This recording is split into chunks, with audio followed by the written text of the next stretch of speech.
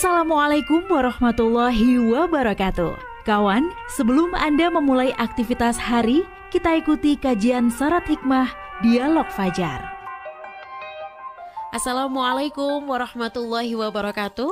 Alhamdulillah, saya Fitriana Ayu, kawan, kembali pagi hari ini memandu Anda di program Dialog Fajar. Semoga semuanya dalam keadaan sehat, dalam keadaan semangat, dan siap melanjutkan apapun aktivitas termasuk amanah yang sudah diberikan pada Anda.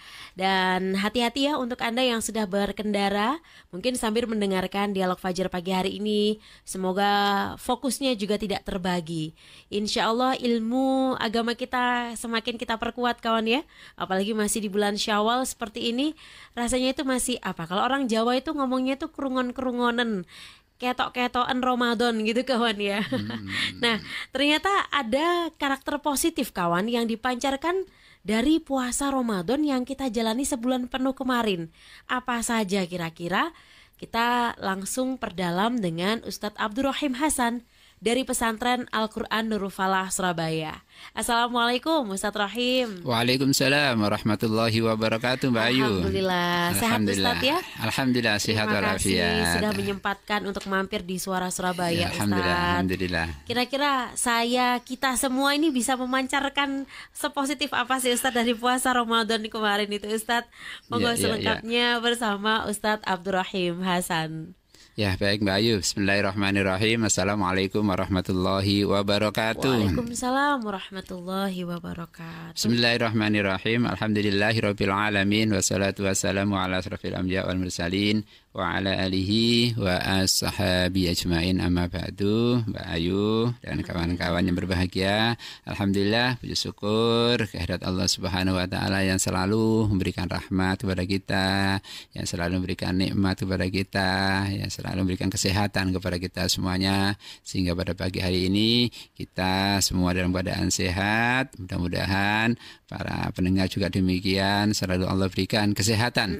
Kalau ada yang sakit, yang mudah-mudahan Allah segera berikan kesembuhan. Amin. Kemudian semuanya itu adalah berkat dari barokahnya bulan suci Ramadan kemarin yang kita lakukan, kan seperti itu. Mudah-mudahan demikian. Amin. Karena Mbak Ayu, sesungguhnya kalau kita membaca firman Allah itu, bahwa Allah menyampaikan seperti ini. Bismillahirrahmanirrahim. Ya ayyuhalladzina amanu kutiba alaikumusyamu kama kutiba alal ladzina min qablikum la'allakum tattaqun, kan seperti itu. Yang artinya, hai orang-orang yang beriman, diwajibkan atas kamu berpuasa sebagaimana diwajibkan atas orang-orang sebelum kamu agar kamu bertakwa. Nah, jadi kalimat bertakwa yang kita garis bawahi pada kesempatan ini. Jadi dari ayat di atas itu jelas bahwa sesungguhnya dengan puasa Ramadan itu Allah Subhanahu wa taala menghendaki hambanya yang berpuasa itu adalah menjadi orang-orang yang bertakwa. Nah, dan pada kesempatan ini minimal kita mencoba, Mbak Ayu, bahwa bagaimana sih indikator orang-orang yang bertakwa dari pancaran setelah dia melaksanakan puasa Ramadan itu. Ya, minimal kami mencoba dari 4 huruf dari kalimat takwa itu saja, Mbak Ayu. Jadi 4 huruf. Yang pertama adalah ta, gitu kan? Ya, kemudian yang kedua adalah qaf, ya. Kemudian yang ketiga adalah wawu, dan yang ketiga adalah ya, gitu ya. Minimal itu minimal seseorang yang bertakwa kepada Allah setelah dia melaksanakan puasa Ramadan itu tumbuh karakter baik pada dirinya itu di 4 huruf itu. Yang pertama adalah ta.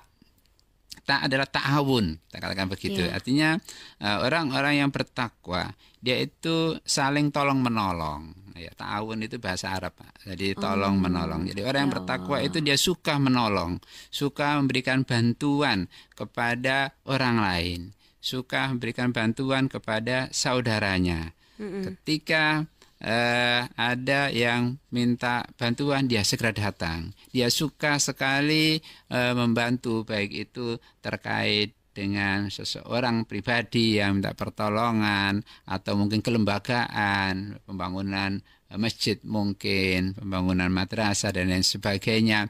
Nah, itu muncul dari seseorang yang ada dalam hatinya itu takwa kepada Allah Subhanahu wa taala. Jadi para sahabat Rasul itu Mbak Ayu adalah mereka-mereka yang sudah luar biasa ketakwaannya ya, luar biasa ketakwaannya, maka tidak iman sama sekali ketika membantu saudara-saudara semuslim. Ya, contoh saja ketika Abu Bakar menemukan seorang sahabat yang bernama Bilal bin Rabah. Waktu itu seorang budak kan, yang adzan itu seorang budak yang disiksa. Ya, kemudian Rasulullah menyampaikan siapa yang bisa membeli Bilal itu, maka dengan seketika Abu Bakar langsung membelinya. Nah, itu sudah tidak ada rasa iman untuk masalah harta benda itu. Itu para sahabat. Kita lihat lagi ketika Abdurrahman bin Auf, beliau seorang muhajirin yang pindah dari Makkah ke Madinah, itu tidak bawa apa-apa. Bahwa apa-apa begitu di Madinah, sahabat Ansor ya yang bernama Sa'ad bin Rabi'ah itu menolong, meminta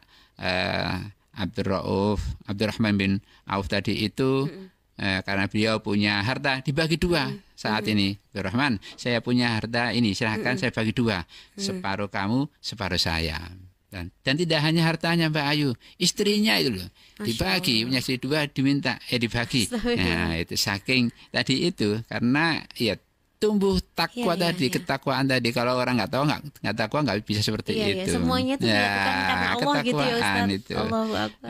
Abdurrahman tidak, tunjukkan saja pasar saudaraku, saya akan bekerja di sana. Nah, itu baiknya Abdurrahman. Tapi luar biasa begitu Abdurrahman bekerja, ya menjadi seorang yang kaya raya, yang juga berderma. Nah, itu adalah para sahabat Rasul. Suatu saat ketika perang Tabuk kalau nggak salah itu, Rasulullah juga mengatakan siapa yang mau bersedekah, siapa yang mau membeli surga dengan sedekah itu. Maka ya, sahabat seperti Utsman bin Affan itu saya menyumbangkan hampir 300 ekor unta Mbak Ayu. 300 unta, ada yang mengatakan 1.000 dinar juga. Utsman bin Affan itu untuk menyumbangkan kegiatan itu atau perang Tabuk itu. Umar bin Khattab juga demikian, membagi dua harta bendanya. Dua, yang separuh untuk keluarganya, yang separuh untuk perang Tabuk itu. Dan dia mengatakan mungkin ini saya yang terbanyak. Ternyata tidak. Ternyata Abu Bakar, ya sahabat Abu Bakar itu menyerahkan 100% harta bendanya diberikan. Dalam sejarah itu sampai 40.000 dirham kalau nggak salah itu diberikan semuanya itu. Sehingga Rasulullah heran, Abu Bakar, kamu ini gimana? Kalau harta bendamu kamu berikan kepada semuanya ke perang ini, bagaimana keluargamu? Bagaimana? Abu Bakar mengatakan adalah sesungguhnya keluargaku adalah kuserahkan kepada Rasulullah dan kepada Allah Subhanahu wa taala. Nah, itu adalah para sahabat. Pasti ketika seseorang itu menolong saudaranya, pasti Allah akan menolong juga kan. Rasulullah sudah mengatakan kan, wallahu fi auni abdi maka na abdu fi auni akhihi. Maksudnya Allah itu akan menolong hambanya selagi hambanya itu menolong saudaranya. Nah, itu adalah pancaran dari ketika seseorang itu sudah melaksanakan puasa Ramadan dengan khusyuk, dengan tekun, dengan ikhlas, kemudian tumbuh dalam dirinya ketakwaan kepada Allah Subhanahu wa taala itu, sehingga muncullah yang bernama saling tolong menolong atau ta'awun. Itu yang pertama. Yang kedua Qof itu qanaah. Qanaah itu adalah rela, Mbak. Rela menerima apapun yang diberikan kepada dia dari Allah Subhanahu wa taala. Bahasa Jawa nerimo ning pandem. Memang Allah itu sudah menghendaki seperti ini, diberikan, saya ikhlas untuk menerimanya. Ya, diberikan kepada seseorang itu. Ikhlas itu namanya qanaah. Ya, contoh seandainya Allah memberikan rezeki kepada kita, ya sekecil apapun rezeki itu adalah dari Allah dan kita syukuri, kita terima dengan lapang dada, ya kita terima dengan ikhlas, ya karena apa yang kita dapat sesungguhnya adalah dari Allah Subhanahu wa taala. Itu ada namanya qanaah. Nah, dan memang ini Mbak, qanaah itu memang ya, hanya diberikan oleh Allah kepada mereka-mereka yang takwa tadi itu. Jadi kalau tidak takwa ya susah, ya mesti kok sedikit ya diberi dan sebagainya. Kan seperti itu. Karena sesungguhnya Rasulullah mengatakan kan bahwa kekayaan itu adalah bukan dari sedikit banyaknya harta kan gitu. Tapi kekayaan itu adalah apa? Kekayaan jiwa kita. Laisal hina angka suratil arad walakin hina nafsi. Kekayaan bukanlah tentang banyaknya harta benda, namun yang disebut kekayaan adalah kekayaan jiwa. Bagaimana seseorang itu merasa cukup, Mbak? Jadi cukup kalau diberi Allah sedikit ya udah cukup ini, cukup dan cukup seterusnya itu. Jadi setiap yang diterima dia terima dengan ikhlas karena Allah Subhanahu wa taala. Dan Allah sungguhnya sudah berikan contoh kepada kita, Mbak. Ada yang namanya makhluk Allah yang nempel di tembok itu apa namanya, Mbak? Cecak ya. Cecak itu. Nah, itu Allah mengatakan dalam Al-Qur'an itu kan, wa ma min dabbatin fil ardi illa 'alallahi rizquha wa ya'lamu mustaqarraha wa mustawda'aha kullun fi kitabim mubin. Nah, gitu. Dan tidak ada suatu binatang melata pun di bumi melainkan Allah lah yang memberi rezekinya. Dan dia mengetahui tempat berdiam binatang itu, yang tempat penyimpanannya. Semuanya adalah sudah tertulis dalam kitab di Lauh Mahfuz sana. Artinya bahwa jatah manusia atau makhluk semuanya itu terkait dengan rezeki itu sudah ditentukan oleh Allah Subhanahu wa taala. Si cecak juga demikian, dia nggak takut walaupun toh dia menempel, tapi makanannya adalah nyamuk, kan gitu. Tapi dia tidak takut, dia ikhlas, dia qanaah berarti menerima. Tapi manusia ya Ustaz pasti khawatir itu nomor satu. Nah, itu tadi karena mereka tidak bertakwa. Jadi pancaran ketakwaannya masih belum muncul. Kalau kita melihat bagaimana Ibunda Siti Fatimah Zahra, karena qanaahnya luar biasa kan begitu. Beda kan dengan kita. Ini kan Allah kan juga menyampaikan seperti ini, Mbak. Ya bani Adam khudhu zinatakum inda kulli masjidin wa kulu washrabu wa la tusrifu innahu la yuhibbul musrifin. Hai anak Adam, pakailah pakaianmu yang indah di setiap memasuki masjid. Makan dan minumlah dan janganlah berlebih-lebihan, gitu kan. Sesungguhnya Allah tidak menyukai orang-orang yang berlebih-lebihan. Nah, dari ayat itu kan sudah jelas bahwa kita tidak diperkenankan untuk berlebih-lebihan, artinya berqanaah kan gitu kan. Dengan puasa sesungguhnya melatih kita untuk tidak berlebih-lebihan makan gitu kan. Selama 24 jam kita diminta untuk puasa berapa jam itu? 12 atau 13. Nah, itu kan sesungguhnya kan kita disuruh menahan, supaya kita tidak berlebihan.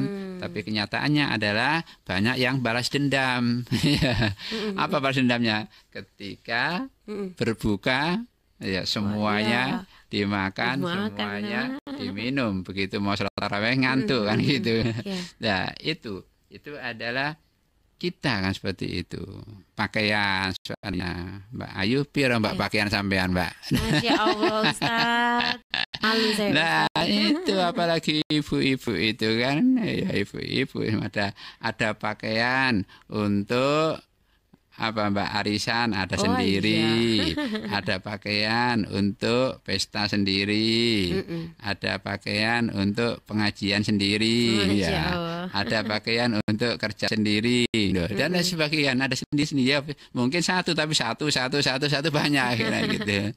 Jadi kalau kita membaca bagaimana Ibunda Siti Fatimah Az-Zahra, ya, putri beliau Rasulullah, istrinya Ali, beliau adalah orang yang sudah jelas-jelas dimasukkan surga oleh Allah Subhanahu wa Ta'ala.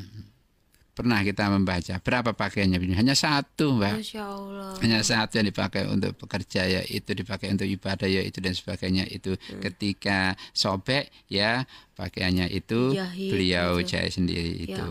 Nah, itu beliau qanaah, Mbak. Itu adalah pancaran dari takwa tadi itu. Yang ketiga adalah waro, takwa. Qafawu, ya, wara itu adalah wirai, berhati-hati, Mbak. Berhati-hati kita dalam menjalankan semua apa yang ada di dalam kehidupan ini. Berhati menghindar dari mendapatkan hasil yang haram, mungkin begitu. Kita berusaha bahwa yang kita dapat itu adalah dari hal-hal yang dihalalkan oleh Allah Subhanahu wa Ta'ala. Walaupun kadang subhat saja masih khawatir. Nah, itu namanya berhati-hati. Jangan sampai kita memasukkan makanan atau minuman pada diri kita, pada anak-anak kita adalah dari hasil yang tidak jelas itu tadi, yang haram, ya, yang subhat aja nggak boleh, apalagi yang haram. Itu adalah muncul atau dimiliki oleh orang-orang yang bertakwa itu. Dan itu adalah pancaran ketika seseorang yang melaksanakan puasa dengan ikhlas karena Allah Subhanahu wa Ta'ala, maka la'allakum tattaqun, muncul takwanya itu. Dan yang keempat adalah yakin dengan berpuasa Ramadan, kemudian Allah memberikan ketakwaan kepada seseorang itu, dan dia yakin bahwa sesungguhnya setiap perbuatan manusia itu ada balasannya, dan nanti akan dibalas oleh Allah Subhanahu wa Ta'ala di akhirat nanti itu. Keyakinan, jadi minimal itu adalah pancaran dari ketika kita melaksanakan puasa Ramadan, kemudian tumbuh takwaan, tumbuh karakter atau perilaku-perilaku baik kita dalam kehidupan sehari-hari ini. Minimal 4 itu, Mbak. Sebenarnya masih banyak sekali, masih banyak. Kita hanya mengambil 4 dari kalimat takwa itu saja. Dari kata takwa gitu ya. Semoga kita bisa memancarkan itu ya, Ustaz. Amin, seperti itu. Jadi mudah-mudahan begitu, Mbak. Jadi setelah kita melaksanakan puasa Ramadan, kemudian kita mendapatkan predikat takwa dari Allah Subhanahu wa Ta'ala itu, dan mampu menerapkan karakter baik di atas dari hasil puasa Ramadan selama beberapa bulan yang akan datang. Masya Allah. Amin ya Rabbal Alamin. Alhamdulillah sudah disampaikan oleh Ustadz Abdurrahim Hasan. Semoga kita benar-benar bisa memancarkan karakter positif kawan dari sebulan kemarin kita menjalankan ibadah di bulan Ramadan. Semoga bermanfaat, dan kita tutup dengan doa kafaratul majelis. Subhanakallahumma wa bihamdika nasyhadu an la ilaha illa anta nastaghfiruka wa natubu ilaik. Demikian kawan Dialog Fajar pagi hari ini. Saya Fitriana Ayu dan juga Ustadz Abdurrahim Hasan pamit. Wassalamualaikum warahmatullahi wabarakatuh. Waalaikumsalam warahmatullahi wabarakatuh. Program Dialog Fajar yang baru Anda simak kerjasama Suara Surabaya dan Pesantren Al-Quran Nurul Falah Surabaya, lembaga dakwah yang amanah, profesional, dan berbasis Al-Quran. Pesantren Nurul Falah mencetak guru-guru Al-Quran dengan metode tilawati dan tahfidz Al-Quran. Informasi dan pemberian donasi hubungi 031 828 1278 atau nurulfalah.org. Wassalamualaikum warahmatullahi wabarakatuh.